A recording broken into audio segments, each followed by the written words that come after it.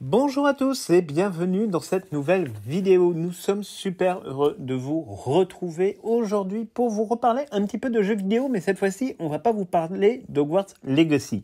On a eu aujourd'hui envie de vous faire une petite vidéo pour reparler un petit peu des jeux vidéo Harry Potter, parce que vous le savez peut-être, ou vous l'avez compris, on est des très grands fans de jeux vidéo. Enfin, très sincèrement, on adore ça. On a à peu près toutes les consoles depuis que les consoles existent. On les a toutes collectionnées les unes après les autres. Enfin, on est vraiment des très gros gamers. On adore ça. Alors, on n'est pas non plus dans le cliché ultra geek, mais c'est vrai qu'on est vraiment des très gros fanatiques de jeux vidéo. Et donc, pour nous, c'est toujours un plaisir d'en parler un petit peu avec vous et de discuter un petit peu de tout ça.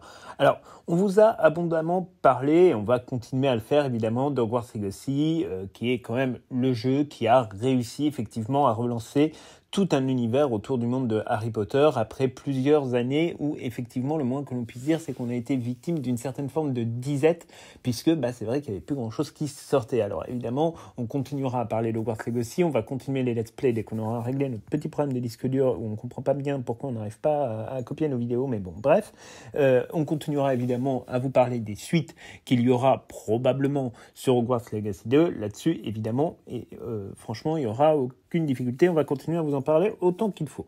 Alors, évidemment, comme on vous le disait, pendant des années, Harry Potter, après la sortie des films, ça a été un petit peu, on va dire, le grand pôle Nord, où il ne s'est pas passé grand-chose. Alors, pas tout à fait, vous nous ferez remarquer à raison que de très nombreux jeux vidéo sont sortis sur Harry Potter, notamment, mais également un petit peu plus largement sur l'ensemble du monde magique, mais ils sont sortis effectivement sur téléphone, pas véritablement sur console, et pour nous, alors peut-être qu'on n'est pas des super fanatiques de jeux vidéo, mais c'est vrai que les jeux sur téléphone, c'est pas exactement la même chose que les jeux sur console.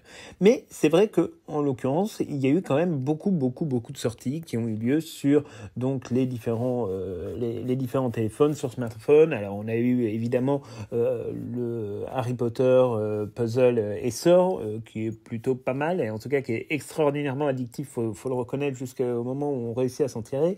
Il y a Hogwarts Mystery qui fonctionne, on va le dire franchement très bien. Il y a le très regretté, enfin pour nous c'est un très gros regret, on vous en a déjà parlé sur cette chaîne, c'est Harry Potter Wizards Unite qui a été un peu victime, on va dire, du Covid et du fait que tout le monde a voulu on va dire, aller dans la brèche directement des jeux un peu à la Pokémon Go, mais pour nous c'était vraiment quelque chose qu'on adorait, on adorait ce jeu vidéo, on y a passé des jours, enfin on a marché des dizaines de kilomètres sur Wizards Unite, enfin, franchement en plus l'histoire était intéressante, donc il y avait vraiment des très bonnes choses. Et puis évidemment, très dernièrement, on vous parlait donc du tout nouveau jeu vidéo, enfin presque tout nouveau jeu vidéo, puisque ça fait déjà un petit moment qu'il était sorti en Asie, Harry Potter Magic Awakens, en français Harry Potter La Magie Émerge, qui semble effectivement faire doucement sa place sur le marché des jeux vidéo. C'est pas non plus le jeu vidéo que tout le monde attendait, mais ça reste quand même un jeu qui a l'air de plutôt pas trop mal fonctionner. Mais bon, les jeux vidéo sur téléphone, même si on a encore une fois adoré Wizards Unite, c'est pas non plus notre tasse de thé, il faut quand même être assez honnête là-dessus. Parce que pour nous, soit ils vont être un peu trop addictifs, comme c'est le cas par exemple pour Puzzle Essor, et à ce moment-là, on va y passer beaucoup de temps, soit ils ne correspondent pas franchement à notre style habituel de jeux vidéo. Et pour nous, c'est vrai qu'on a quand même une très large préférence pour les jeux sur console. On joue beaucoup sur les consoles Nintendo, que ce soit également aussi sur les consoles de PlayStation ou même sur les Xbox. Enfin voilà, on est beaucoup plus, on va dire, sur les jeux de console qu'autre chose. Donc c'est pour ça que on va, grosso modo, aujourd'hui vous parler un peu plus de ces jeux-là, et les jeux mobiles, peut-être qu'on vous fera une vidéo un jour dessus, ça peut être intéressant aussi, mais là, en l'occurrence, on n'a pas énormément de choses à dire. Mais depuis la sortie de Harry Potter et les reliques de la mort, partie 2 en film, et donc en jeu vidéo, le moins que l'on puisse dire, c'est que nous n'avons pas eu l'occasion de nous mettre grand-chose sur la dent. Alors, évidemment, il y a eu le assez réussi à Harry Potter en forme Lego, ça dont on va vous reparler un petit peu plus tard dans cette vidéo, mais c'est vrai que c'était quelque chose d'un peu compliqué. Donc, on a un peu voulu faire dans cette vidéo, non pas une vidéo nostalgie, où on serait là à pleurer, entre guillemets, sur le lait renversé, et où on passerait en revue les magnifiques heures de la franchise et les magnifiques heures de jeux qu'on a pu éprouver sur nos PC et puis sur toutes les consoles. Aujourd'hui, on a vraiment voulu aborder ce sujet sur un autre angle, qui est celui de savoir si un jour nous pourrions éventuellement, pourquoi pas, bénéficier d'un portage, que ce soit sur PC ou sur console nouvelle génération, de la série originale des jeux vidéo Harry Potter. Alors, il faut bien l'avouer, ça fait déjà à peu près 2 années que on se pose la question. Je crois même qu'on l'avait évoqué au détour d'une vidéo au moment de la sortie de Hogwarts Legacy. On se pose la question en fait de savoir si tôt ou tard on aura un jour l'occasion de rejouer à ces jeux sans avoir à rebrancher 1000 consoles, à trouver les bons câbles et à avoir évidemment un jeu vidéo qui soit, on va dire, bien adapté aux écrans qu'on a aujourd'hui, évidemment, qui sont tous en haute définition et où forcément, quand on rebranche certaines anciennes consoles, et on pense notamment par exemple à la GameCube, c'est vrai qu'on perd quand même beaucoup de choses. Alors, il en va d'ailleurs de même pour les PC, où aujourd'hui, pour faire tourner Harry Potter à l'école des sorciers, par exemple, ou Harry Potter à la chambre des secrets, c'est, mis à part si on est un expert, ce que je ne suis pas, Chloé l'est nettement plus, il est quand même de plus en plus difficile de jouer à ces jeux, et donc c'est forcément quelque chose d'un peu plus compliqué, puisque aujourd'hui, on a des configurations qui sont tellement monstrueuses que pour faire tourner des trucs qui paradoxalement tournaient à l'heure du Crétacé, ça devient aujourd'hui quelque chose d'assez compliqué. Bref, en tous les cas, c'est un sujet qu'on avait en tête depuis déjà pas mal de temps et dont on voulait vous parler. D'autant plus que, en ce moment, il y a quand même depuis quelques années une vague, on va dire une mode, qui fait que certains jeux qui étaient absolument mémorables sont en train d'être remis un petit peu au goût du jour et d'être à nouveau mis en lumière pour que toute une nouvelle génération de joueurs puisse évidemment profiter et découvrir ces jeux. Alors aujourd'hui, c'est quelque chose qui se passe de manière assez régulière. Le sujet aujourd'hui, il suffit d'aller dans un Fnac, dans un Micromania ou dans n'importe quelle boutique de jeux vidéo pour voir qu'effectivement des jeux qui ont cartonné il y a 15-20 ans sont tous en train de ressortir dans des éditions parfois un peu collector, dans des formes de reboot aussi. Enfin, on pourrait vous parler de Crash Bandicoot, on pourrait vous parler de Donkey Kong, on pourrait vous parler de Super Mario 64 ou Sunshine, on pourrait vous parler de Sonic très récemment qu'on a acheté sur PS5 et qui a ressorti des vieux jeux Sonic qui étaient sortis sur Mega Drive. Alors ils ont également fait un reboot en tout cas une nouvelle version de Sonic sur Xbox qui était plutôt pas mal. Ça s'appelait Sonic Frontiers. Il faut d'ailleurs que je le termine, je ne l'ai pas encore terminé, mais avec tout ce qu'on a eu, mariage, etc., on a eu un petit peu autre chose à faire. Mais c'est vrai qu'en tout cas, aujourd'hui, la liste est vraiment longue. On est vraiment dans une réédition permanente quasiment de tous les grands succès du jeu vidéo d'il y a 15, 20, 30 ans. C'est le cas notamment aussi pour Prince of Persia, qui va se doter d'une nouvelle version dans quelques semaines. Vraiment, on est dans cette logique-là. Et aujourd'hui, grosso modo, on voit que tout ce qui se passe dans l'industrie du jeu vidéo fait qu'il est beaucoup plus facile aujourd'hui de réaliser, on va dire, des contenus qui datent d'il y a quelques années et de les publier, par exemple, en format dématérialisé et sur les plateformes qui sont celles qu'on peut trouver soit sur PC, soit sur les consoles. Et c'est vrai qu'aujourd'hui, contre le prix, par exemple, d'un abonnement mensuel ou annuel, il est tout à fait possible, déjà sur de très nombreuses plateformes, de jouer à de très anciens jeux qui n'ont plus la chance d'être en vente aujourd'hui dans le commerce, mais qu'on peut retrouver par l'intermédiaire de ces plateformes. Et donc forcément, nous, quand on voit un petit peu ça, on se dit quand même qu'il y a peut-être des effets d'opportunité, parce qu'en plus, ne nous y trompons pas, pour tous les développeurs, entre guillemets, de jeux vidéo, cette manière de diffuser en dématérialisé des vidéos sur du contenu qui a déjà été vendu et revendu, c'est juste une manière en fait de faire rentrer de l'argent dans les caisses de manière assez on va dire simple et en tout cas pas dans un schéma très très compliqué. Alors du coup, forcément, quand on dit ça, vous vous dites, est-ce que c'est quelque chose qui pourrait encore arriver pour les jeux Harry Potter ? Alors, la réponse, franchement, et on aimerait qu'il en soit tout autre, elle est extraordinairement loin d'être évidente. Elle est même, pour être assez honnête, franchement difficile à imaginer aujourd'hui. Alors, on vous explique. dès les années 80, la fin des années 90, en fait, la Warner, qui se rend bien compte qu'ils ont mis la main sur une poule aux œufs d'or, va confier la licence Harry Potter au studio Electronic Arts Games, qui est un des plus gros studios de l'industrie du jeu vidéo. Hein. C'est eux qui faisaient, et qui font d'ailleurs toujours FIFA, même si maintenant ça a changé de terme. Enfin, c'est un studio qui est connu et reconnu, et il confie donc à Electronic Arts, on va dire, le soin de développer une série de jeux vidéo qui pourront accompagner la sortie des différents volets de l'adaptation cinématographique en cas de succès évidemment, des films.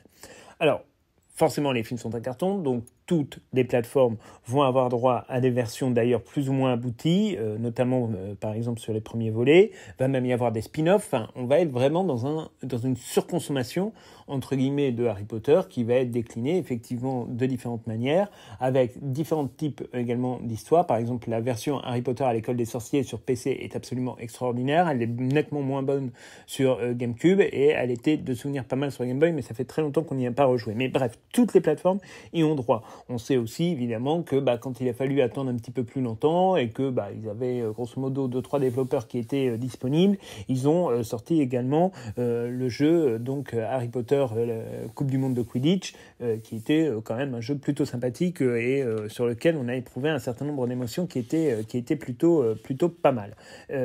Donc ça c'était l'un des spin-offs. Il y en a eu d'autres, notamment celui qui permettait d'éprouver, on va dire, les capacités de la Kinect, en fait, qui était un appareil qui permettait de détecter les mouvements sur la Xbox.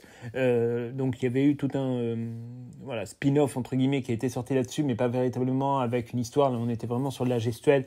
Donc, mais bon, c'était quelque chose qui était plutôt pas mal. Mais en tout cas, c'est vrai que les jeux Harry Potter, ceux qui étaient basés sur l'intrigue des livres et donc des films, ont tous remporté un très large succès critique et ont débouché sur une saga en fait qui aujourd'hui est devenue culte. Alors parfois avec certains qui étaient un petit peu moins bons. On se souvient par exemple de Harry Potter et la Coupe de Feu, où les mecs n'avaient absolument rien compris au développement de l'industrie du jeu vidéo et étaient partis dans un jeu vidéo complètement fermé, donc un jeu à niveau qui n'avait mais absolument aucun intérêt, alors qu'en réalité ils avaient la poule aux œufs d'or sous les mains. Mais c'est vrai que ça a été un peu la petite complexité, mais après voilà, il y en a eu qui ont été absolument mémorables, notamment Harry Potter et l'Ordre du Phénix par exemple, reste pour moi l'un des meilleurs jeux vidéo, même presque avant Hogwarts Legacy, auquel j'ai eu l'occasion de jouer dans le monde magique. Alors, ensuite, évidemment, quand il y a eu la fin de l'adaptation cinématographique, Electronic Arts s'est retrouvé un petit peu sans contenu, parce que les accords qu'ils avaient passés avec la Warner Bros. Portaient sur les films, et il était donc un peu difficile d'aller au-delà de cette histoire sans l'accord de J.K. Rowling. Et puis tout le monde s'était plus ou moins mis d'accord en se disant c'est terminé, J.K. Rowling n'a pas envie de revenir véritablement sur Harry Potter. Finalement plus personne ne se pose trop de questions, et c'est vrai en plus qu'il faut reconnaître que J.K. Rowling n'a jamais fait état non plus d'une passion tout à fait dévorante pour les jeux vidéo. Elle a très rarement pris la parole sur le sujet, mis à part pour se réjouir du démarrage record de Hogwarts Legacy. Donc concrètement, elle n'avait pas une volonté non plus expresse d'investir sur ce champ-là, et elle ne l'a absolument pas fait. La Warner, du coup, a ensuite repris les droits de sa saga, en tout cas les droits du Wizarding World, pour mettre en place, vous le savez, donc un partenariat avec Lego, et ce qui a donné donc le très réussi Harry Potter Lego, qui a été développé en 2 parties, année 1 à 4 et année 5 à 7. Et franchement, c'était vraiment plutôt bien réussi, et on y a rejoué assez récemment d'ailleurs sur PlayStation, et on avait trouvé que c'était vraiment bien pensé, qu'il y avait vraiment des très belles choses dedans. Mais grosso modo, voilà, c'est vrai qu'on en est un petit peu resté là. Ensuite, ça a été du développement de jeux mobiles avec plus ou moins de succès. Et puis, il s'est plus passé grand chose. Et en tout cas, les nouvelles en provenance d'Electronic Arts sont devenues, franchement, même inexistantes, pour ne pas dire complètement ubuesque à imaginer. Et donc, c'est en fait là où se situe le problème, et c'est là où se situe un peu le hic. La sortie de Hogwarts Legacy aurait pu, on va dire, offrir un terreau favorable à Electronic Arts pour relancer un peu la hype autour des jeux vidéo Harry Potter, mais très étrangement, des cadres en fait d'Electronic Arts sont expliqués grosso modo qu'après la fin de l'adaptation cinématographique, ils ne voyaient pas, et là on ouvre les guillemets, ils ne voyaient pas trop ce qu'il restait à aborder comme sujet. Alors, on peut imaginer que, quand on voit cette phrase, que les relations entre Electronic Arts et la Warner ne sont pas des relations absolument formidables. Parce que n'importe quel studio même le plus petit studio de jeux vidéo, serait prêt à trouver des dizaines d'histoires, à embaucher des dizaines de scénaristes pour inventer une histoire sur l'univers du monde magique. Et concrètement, quand on voit la platitude quand même d'Hogwarts Legacy, on se dit qu'il y a des choses qui auraient pu être assez sympathiques. Alors, en réalité, ce qui se passe derrière, c'est qu'aujourd'hui, en fait, la Warner a fait le choix de voguer vers d'autres studios et d'exploiter en son nom propre, en fait, ces licences et dans des conditions qui sont nécessairement plus avantageuses. Parce que forcément, évidemment, quand on est tributaire d'un studio qui va venir développer pour vous un jeu vidéo, quelque part, vous avez de la déperdition monétaire, alors que quand vous rachetez un studio et que vous faites faire votre jeu qui s'appelle Hogwarts Legacy ou Back 4 Blood ou Gotham Knights, là, vous embauchez l'entièreté du pactole. Si pactole il y a, et on sait que sur Hogwarts Legacy il y a eu, alors que sinon évidemment si vous êtes en partage c'est plus compliqué. Donc c'est vrai que la Warner a eu tendance à se replier, à développer sa branche jeux vidéo qui aujourd'hui malgré le succès de Hogwarts Legacy ne se porte pas très très bien, Warner Bros Games ne se porte pas super bien, donc c'est un petit peu compliqué et c'est pas impossible que compte tenu de la situation de la Warner ce soit un studio qui soit revendu assez prochainement, mais ça on vous en reparlera dans une autre vidéo. Mais bon, le fait est que évidemment cette prise de distance de la Warner avec Electronic Arts Games elle est assez logique, parce qu'après plus de 20 ans, on peut évidemment estimer que l'immense majorité des contrats qui liaient Electronic Arts et la Warner Bros sont tombés, et on sait d'ailleurs que Electronic Arts n'a d'ailleurs même plus les droits sur certaines musiques originales des jeux vidéo, et en tout cas au moins sur les musiques des 3 premiers volets, puisque les droits n'ont même pas été renouvelés. Alors, cependant, quand même, Electronic Arts se méfie, parce qu'ils doivent conserver une partie, on va dire, de la propriété intellectuelle des jeux vidéo tels qu'ils sont sortis, et donc ce qui fait qu'aujourd'hui, si vous allez sur le site internet d'Electronic Arts, très étrangement, ils font quand même encore figurer les 9 jeux originaux sur leur site internet, même s'ils ne sont désormais plus du tout commercialisés et que vous ne pouvez les trouver sur aucune plateforme de streaming entre guillemets de jeux vidéo, ou sur aucune capacité, enfin en tout cas il n'y a aucune capacité de portage aujourd'hui vers la console nouvelle génération ou vers du PC. En tout cas pas de manière légale.